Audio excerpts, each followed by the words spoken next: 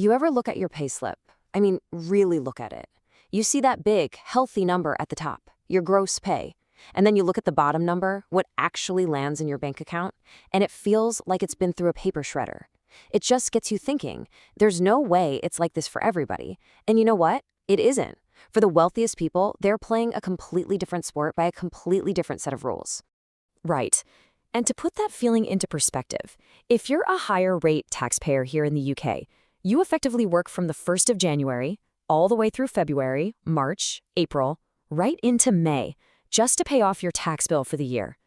Wait, did you just say May? So nearly half the year is just gone, vanished, before you even start earning a single penny for yourself? That's just staggering. Staggering is the right word. And that's really the heart of the problem, what we're calling the salaried squeeze. Because the system, the way it's set up, is designed to tax one thing first and hardest: your earned income, your salary. They take their cut before you even get a chance to smell it. Let's just look at the hard numbers for a second. Let's say you earn an £80,000 salary. Now, that puts you in the top 5% of earners in the country. You're doing well.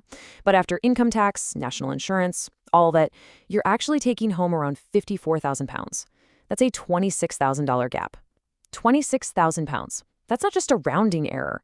For a lot of people, that's a down payment on a house. And it just evaporates every single year. And when you look at the rates, it just feels, well, it feels punishing. The second you break that 50K barrier, bam, you're slammed with a 40% tax rate on everything over it.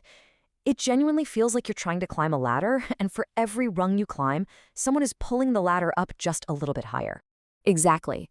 But here's the kicker that most people don't even see coming. That income tax, as brutal as it is just the most obvious part of the squeeze. There's another, quieter force at work, a kind of hidden tax that makes the problem even worse. It's called fiscal drag, and it's incredibly clever in a sneaky sort of way. The government just freezes the tax brackets. They don't raise taxes. They just leave the goalposts where they are. But as inflation and wages naturally go up, your pay slowly creeps up, and boom, you're pushed into a higher tax band. You're not actually any richer, but you're paying more tax. It's a tax hike in disguise. And the scale of this is wild. The Office for Budget Responsibility estimates that this little trick is going to pull an extra 4 million people into the higher tax bands by 2028. 4 million? So this isn't an accident. That's a deliberate policy. And it happens completely silently, without a single headline screaming tax increase. It just happens. And let's follow the journey of one of your hard-earned pounds. So you earn a pound. Right off the bat, income tax and NI take about 40p, so you're left with 60p. Then you go to spend it, and VAT lops off another chunk. So that 60p really only buys you about 48p worth of stuff. And then you've got council tax, stamp duty, inheritance tax.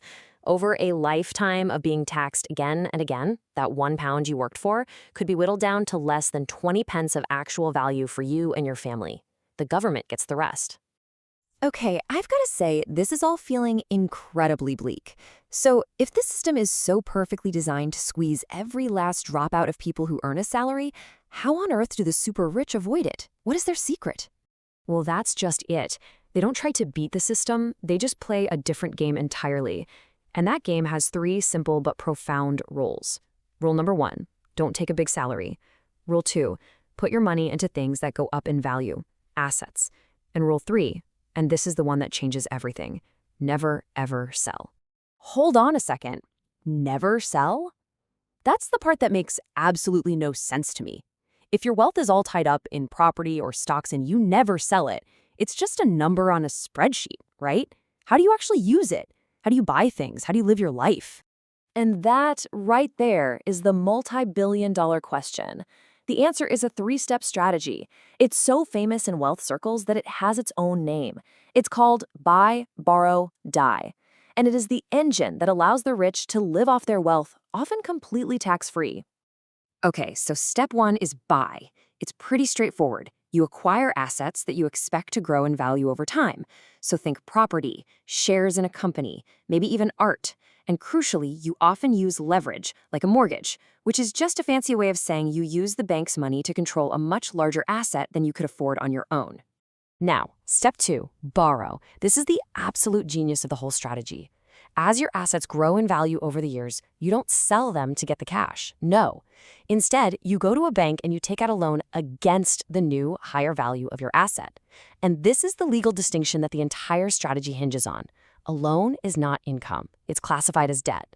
And because it's debt, the cash that hits your bank account is 100% tax-free. Let's make this real with a super simple example. Say you bought a house for £200,000 with a $150,000 mortgage. You wait a decade, the market does its thing, and now that same house is worth $400,000. So you go back to the bank. You say, hey, look how much my house is worth now. The bank agrees to give you a new, bigger mortgage for, say, 75% of the new value.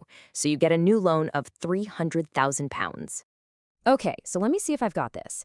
You take that new £300,000 loan, you use it to pay off the £150,000 you still owed on your original mortgage, and that leaves you with £150,000 cash in your pocket. And because it was a loan, not a salary, not a capital gain, the tax you pay on that is zero. Nothing. Wow, that's it. That's the light bulb moment. Precisely. And then comes the final, albeit grim, step. Die. When you pass away, your kids or your heirs, they inherit the assets, the house, the stocks. But, and this is key, they also inherit the loans attached to them.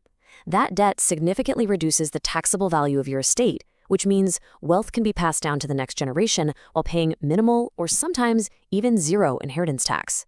The cycle can then just start all over again. And what's just mind-blowing is that this isn't some secret trick only available to billionaires.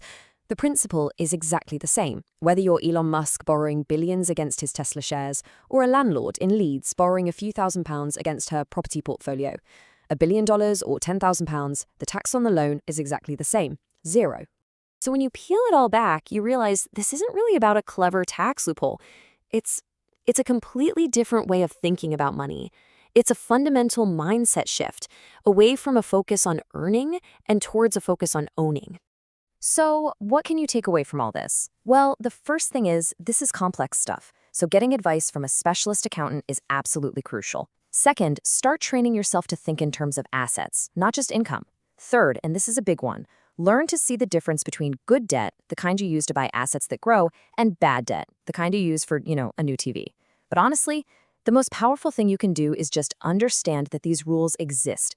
Knowing how the game is played is always the first step. And that kind of leaves us with this one final, really provocative thought. What if the tax system isn't actually broken? What if it's working perfectly, exactly as it was designed to?